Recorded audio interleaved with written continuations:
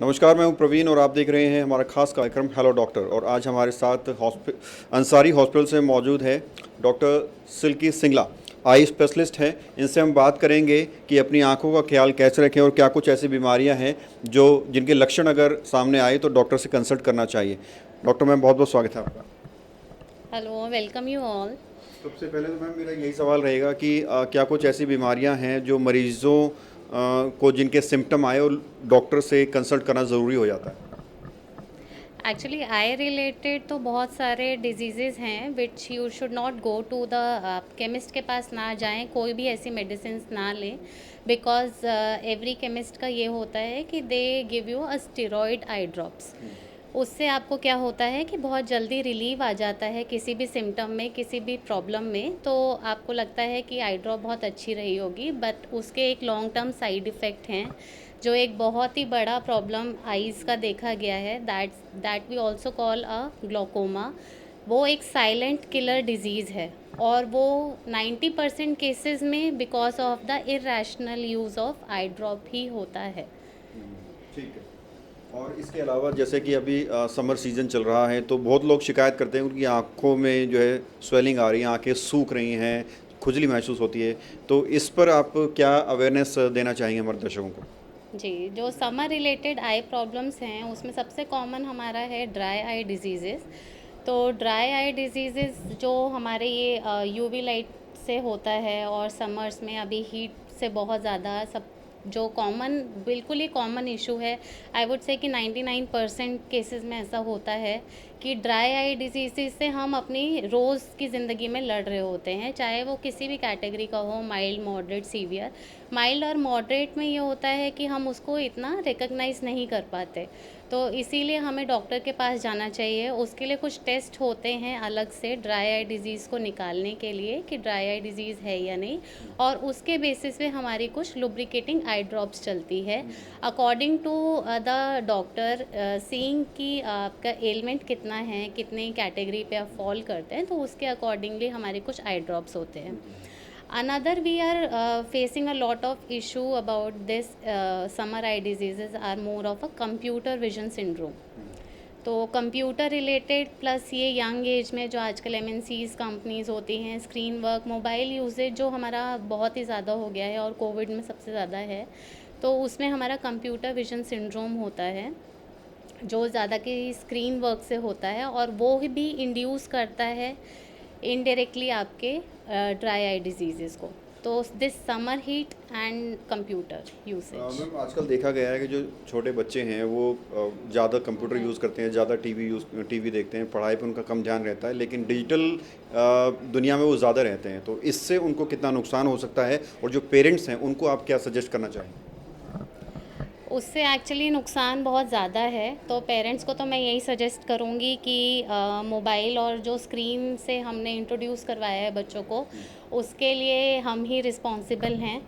और वो जब एक बार स्टार्ट हो जाता है then digital world is very world wide, तो आप उसको कंट्रोल नहीं कर सकते हैं। एक के बाद एक चीज़ें कुछ घंटे पहले यूज़ होते हैं, देन इट कीप्स एग्रवेटिंग कि आप आर्ली उसको यूज़ करना लगता है, देन पूरा दिन यूज़ करने लगता है, and then parents also feel satisfied कि बच्चा शांत है, चुप है, खाना खा रहा है, ज़िद पूरी हो रही है, तो हम उसको मोबाइल ही पकड़ा देते हैं। तो वही बात है कि मोबाइल यूसेज दो चीज़ों को बहुत ही जो मेन एलिमेंट्स हैं उन दो को बहुत ज़्यादा एग्रवेट कर रहा है, ड्राई आई डिजीज़ बच्चों में, computer vision syndrome, plus it is causing it is inducing myopia. Myopia क्या होता है, जो हमारे चश्मे का नंबर आता है बच्चों में, छोटे छोटे बच्चों में यू विल सी कि 4 और 5 का नंबर है और उनका पता नहीं चलता है कि नज़र कमज़ोर हो गई है। तो इट इज़ एग्रवेटिंग, बहुत ही हायर कॉस्ट पे वो एग्रवेट कर रहा है उनका नंबर। जिस तरह से आपने बताया कि बच्चों को ज़्यादा टीवी से, कंप्यूटर से, गेमिंग वगैरह से दूर रहना चाहिए, लेकिन बच्चे नहीं मानते, फाइनली चश्मा चढ़ जाता है। तो क्या कुछ ऐसे भी चांसेस होते हैं कि चश्मा उतर भी जाए या लाइफ टाइम के लिए पहनना होता है? चश्मा उतरने के चांसेस रहते हैं, बट उसके लिए कुछ प्री रिक्विजिट्स हैं, लाइक एज आपके 18 ईयर्स से अबव होनी चाहिए, स्टेबल नंबर होना चाहिए फॉर 1 ईयर, आपकी कॉर्निया की थिकनेस ठीक होनी चाहिए। तो उसके बेस पे कुछ लेज़र सर्जरीज़ होती हैं हमारी, मोस्ट कॉमनली जो लेसिक, पीआरकेस, और फेकिक आयल करेक्शंस होते हैं, उनके बेसिस पे वो होते हैं। बट हाँ, ये है कि precaution is always better than a cure. तो प्रिकॉशनरी हमें वो मोबाइल जो हम चीज़ें अवॉइड कर सकते हैं कुछ अवॉइड, तो वो हमें प्राइमरीली बेसिस पे करनी ही चाहिए। डॉक्टर सिल्की, एक सवाल जो हमारे दर्शक भी जानना चाहते होंगे, आजकल लोग थोड़े फैशनेबल हो गए हैं तो चश्मा हटाकर वो लेंसेज लगाना शुरू कर देते हैं, तो क्या उसके कुछ साइड इफ़ेक्ट भी हैं? कॉन्टैक्ट लेंस, जी।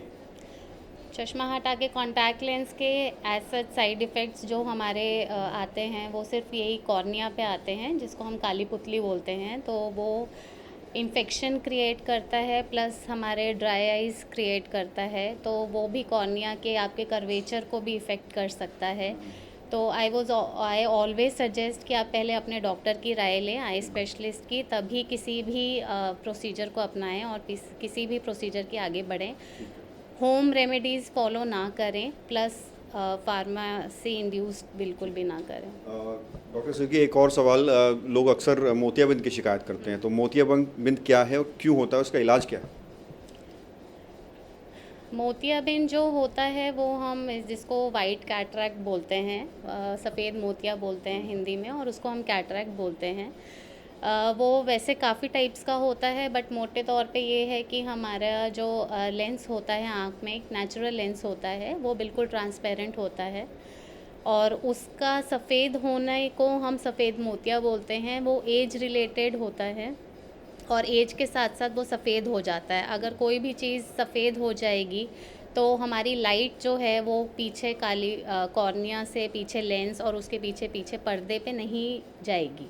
उसकी वजह से हमें ब्लर विज़न होता है, धुंधला दिखाई देने लगता है, क्लाउडी विज़न हो जाता है। और वो अलग अलग टाइप्स के कैटरैक्ट होते हैं, जिसके अलग अलग टाइप्स के हमारी सर्जरी होती है, जो मिनिमल आजकल मिनिमम सब फॉलो करते हैं, दैट इज़ माइक्रोफेको सर्जरी। और वो लेज़र्स द्वारा हमारे कैटरैक्ट को हटा के एक नेचुरल आर्टिफिशियल लेंस डाला जाता है, जो अपने आप में ट्रांसपेरेंट होता है।